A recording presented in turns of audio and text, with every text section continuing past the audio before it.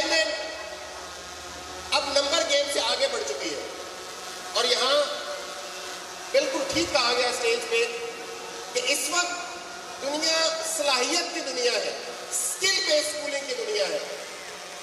اگر کوئی بچہ صلاحیتوں میں کسی کو پیچھے چھوڑ سکتا ہے، اگر کوئی بچہ اپنی اسکل سے کسی کو پیچھے چھوڑ سکتا ہے، تب اس کے لیے آگے جانے کے مواقع ہیں۔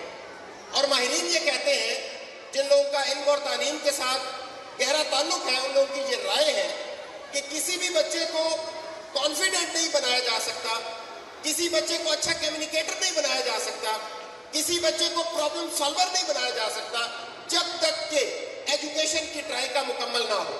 اور ایجوکیشن کی ٹرائیکا سے مراد یہ ہے کہ ایک طرف اسکول اپنا رول پلے کرے، دوسری طرف والدین اپنا رول پلے کریں، اور پھر بچہ اپنا رول پلے کرے۔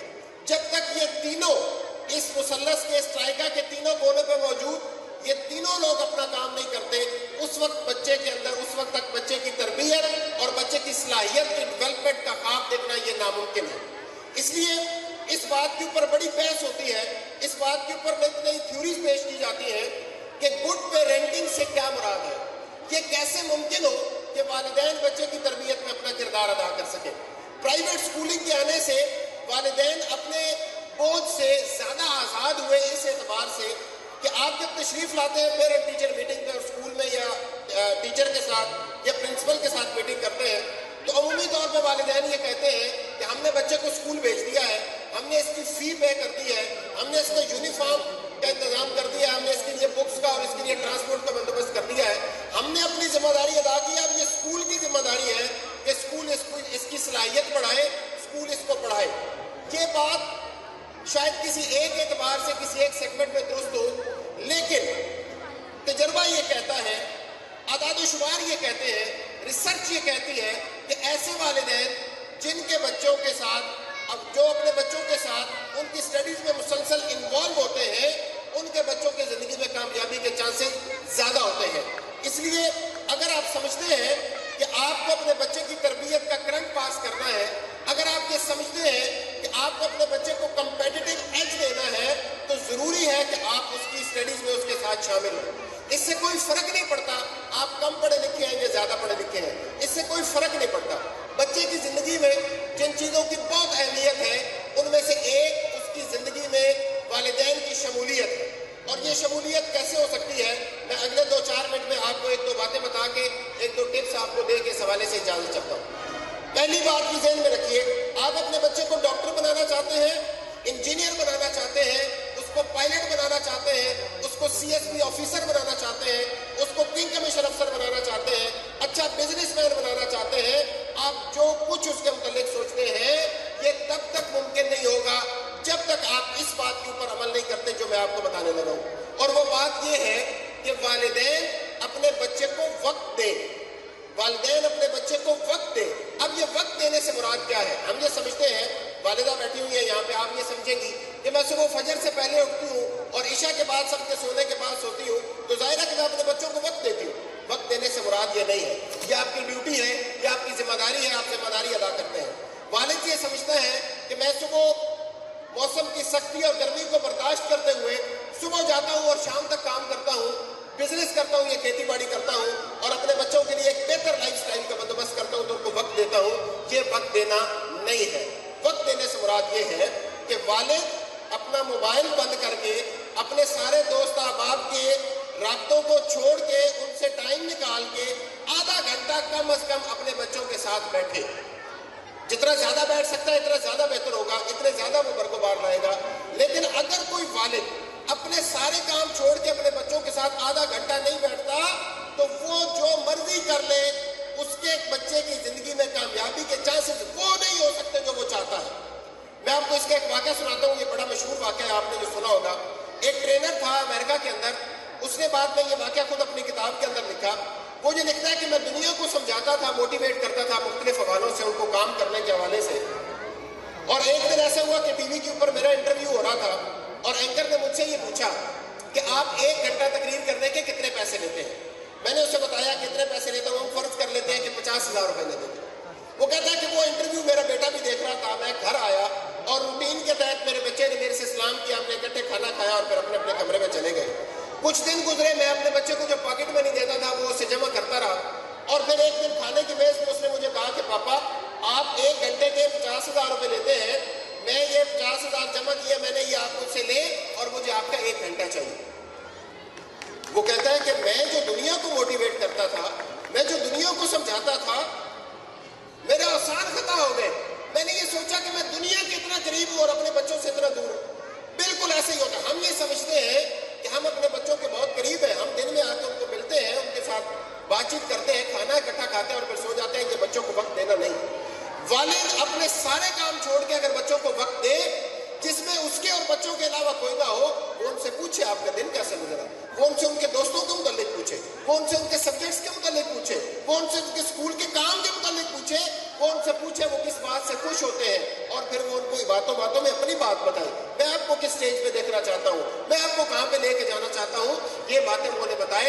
ये है वालिद का टाइम देना। इसी तरह वालिदा का टाइम देना ये है, गौर से सुनिएगा, चूंकि आप लोग इस वक्त ज्यादातर मेरे सामने वालिदा बैठी है, आपके लिए ये बात, अगर वालिदा अपने बच्चों के साथ खुद खेलती नहीं है, दोबारा सुनिए, अगर वालिदा अपने बच्चों के साथ खुद खेलती नहीं है तो इसका मतलब है वो अपने बच्चों को वक्त नहीं देती।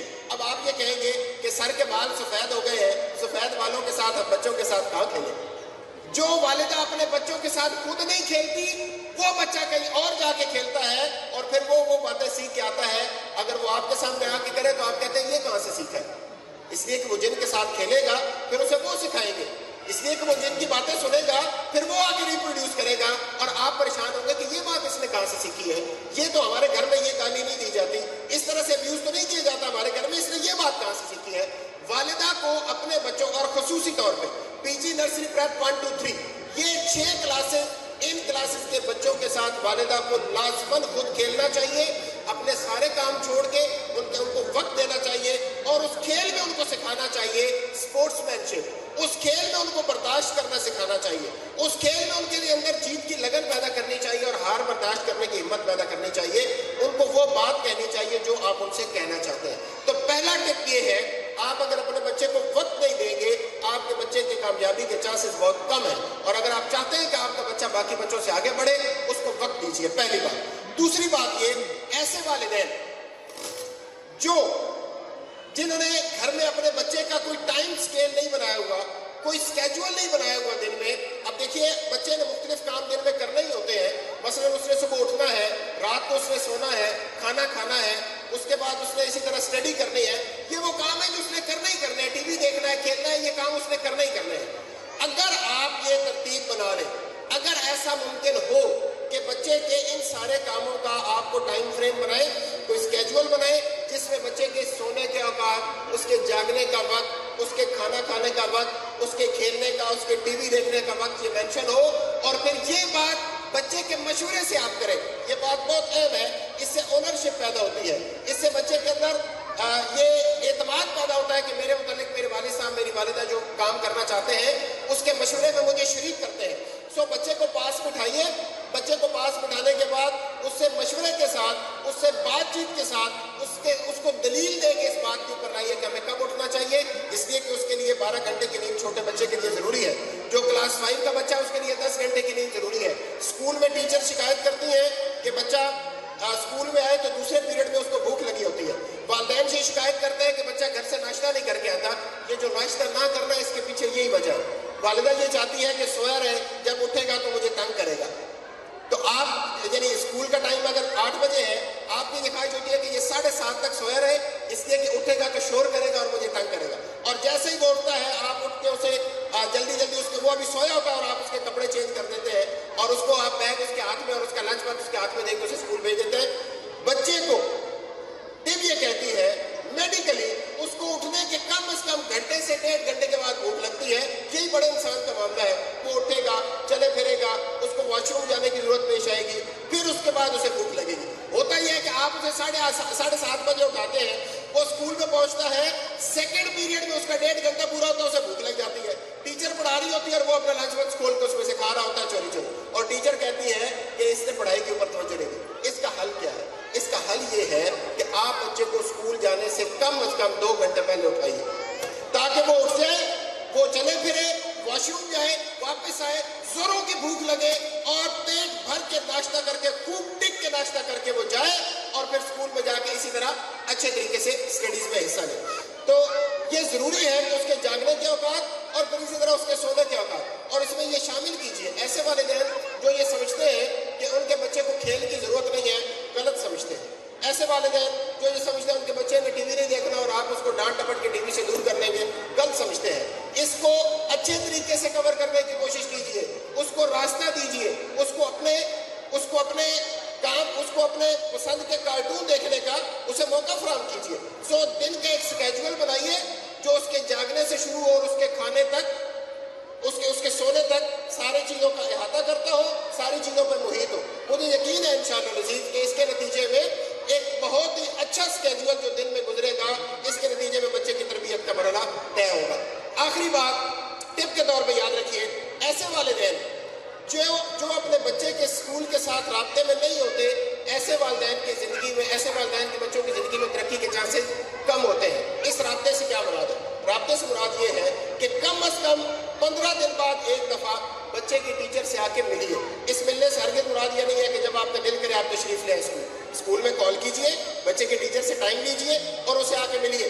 अमूमी तौर पे हम ये देखते हैं टीचर के साथ जब हम बातचीत करते हैं, टीचर को वालिदा से ये शिकायत होती है कि वालिदा आती है और मुझे आके बातें सुना के जाती है, इसलिए कि वो सोच के आती है कि मैंने इसको बातें सुनानी है, इसलिए कि वो हमसाई को बता के आती है कि आज उसकी खैर नहीं है, मेरी बच्ची को उसने ये कहा, कापी चेक की, गलती रह गई, फिर उसने उसको डांटा, ऐसा में ये बातें वो सोच के आती है। आप ये देखिए, मेरी बात को गौर से सुनिएगा। आखिरी मिनट में बच्चा कामयाब होगा तो किसका होगा? आपका। जिंदगी में आगे बढ़ेगा तो किसका बच्चा बढ़ेगा? आपका। शोहरत किसकी होगी? आपकी। नाम किसका होगा? आपका। उसकी कमाई को खाएंगे कौन? आप।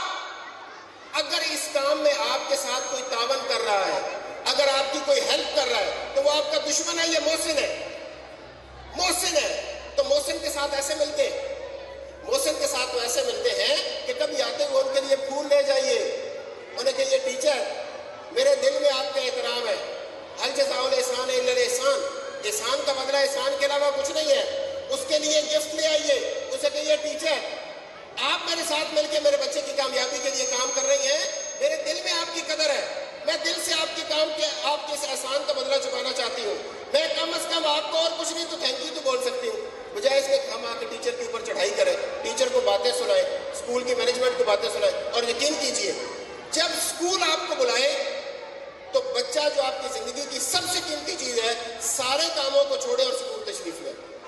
स्कूल पेरेंट टीचर मीटिंग बुलाता है, कुछ वालिदैन आते हैं, कुछ नहीं आते, लोग समझते हैं ये एक सेकेंडरी इशू है, ऐसा नहीं, ये प्राइमरी इशू है, ये प्राइमरी बात है। बच्चा आपके लिए आपकी दौलत से ज्यादा कीमती है, जायदाद से, आपके बिजनेस से, इवन आपकी जान से ज्यादा। सो बच्चे की तरबियत ये हमारे लिए जिंदगी और मौत का मसला है, इसलिए कि हमें डॉक्टर चाहिए लेकिन फर्माबरदार डॉक्टर चाहिए, हमें इंजीनियर चाहिए फर्माबरदार इंजीनियर चाहिए, हमें CSP ऑफिसर फर्माबरदार चाहिए, नाफरमान नहीं चाहिए। इसके लिए ज़रूरी है कि आप स्कूल के साथ राब्ते में रहें, इसके लिए ज़रूरी है कि बच्चे को वक्त दें, इसके लिए ज़रूरी है कि उसका टाइम स्केड्यूल बनाएं। अल्लाह ताला आप सबको खुश रखे और खैर खैरियत से रखे। इंशाअल्लाह ज़िंदगी में दोबारा मुलाकात होगी। अस्सलाम वालेकुम।